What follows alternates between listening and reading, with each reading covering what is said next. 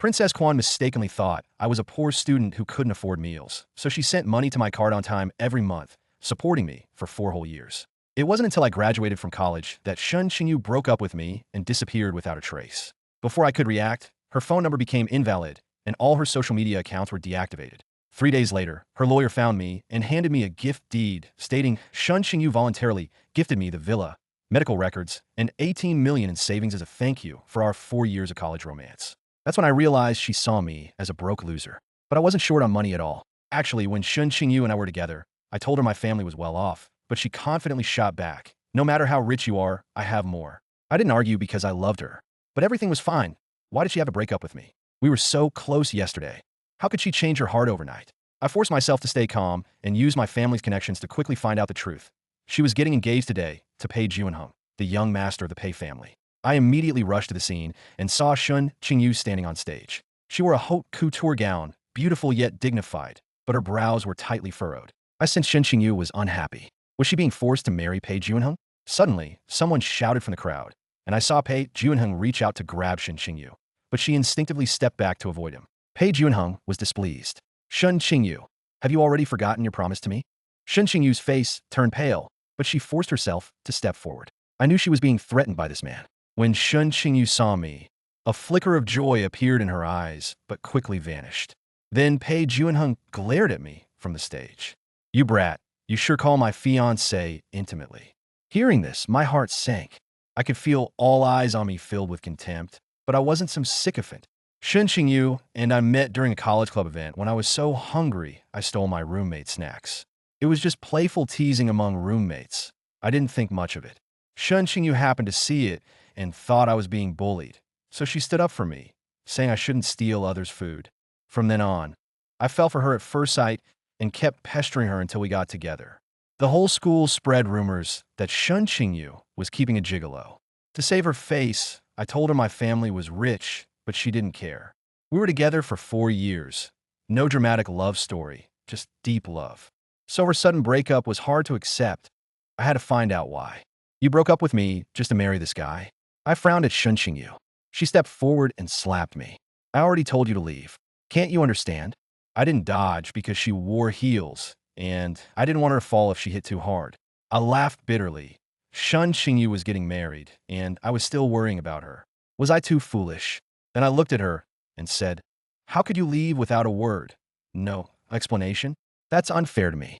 I gave you the house and car. What more fairness do you want? Lu Xingchen, we're over. I dated you because you looked handsome and poor enough to control. People like me separate love and marriage completely. I owe you these 4 years, but my husband can only be Pei Junheng. Now that you have your answer, just leave. I clenched my fists. So what I thought was deep love was just my one-sided wish. I thought he had reasons and wanted to help, but Shen Qingyu said he was destined for an arranged marriage. I nodded slowly. Fine then. I wish you happiness. Since I'm here, I'll stay for the ceremony.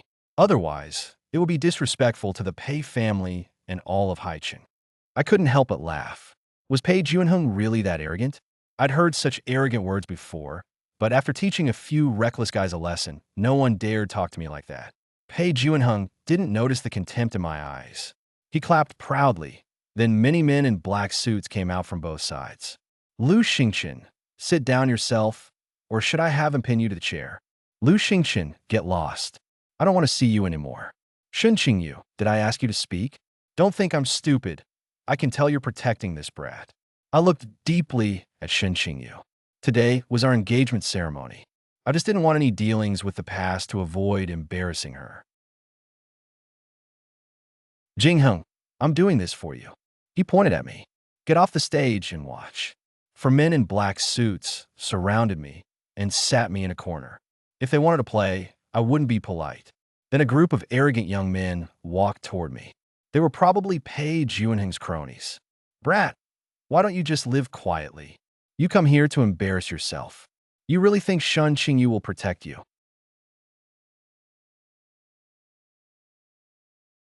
Honestly, even if you didn't come today, Jingheng wouldn't spare you. How could he allow a man who slept with his fiancée for 4 years to live? They surrounded me, mocking me shamelessly. I I looked down at my phone, not bothered by these clowns. The engagement ceremony ended quickly. Then guests ate, drank, and mingled. I took the chance to learn about the Pei family. The Pei family is indeed Haiqing's richest, but they lack deep roots. They're basically nouveau riche. Their rise was thanks to connections in Beijing, landing big projects in Haiqing. Still, the Pei family never truly entered Haiqing's aristocratic circles and could only marry into minor families like the Shen family for mutual benefit. The Peis want a ticket into the aristocracy. The Shuns want Pei money to rise again. Then a girl resembling Shen Qingyu sat beside me. I'm Shen Qingyu, your ex-girlfriend's younger sister. Don't say a word. Come with me. Did your sister send you to help me? Stop talking and come with me, or you won't leave today. Just then, men in black suits surrounded us. We couldn't escape. Shen Qingyu said, Lu Xingchen, you shouldn't have come. If you hadn't appeared, my sister wouldn't have had to marry that short, fat Pei Junheng. I was surprised, but hadn't asked yet.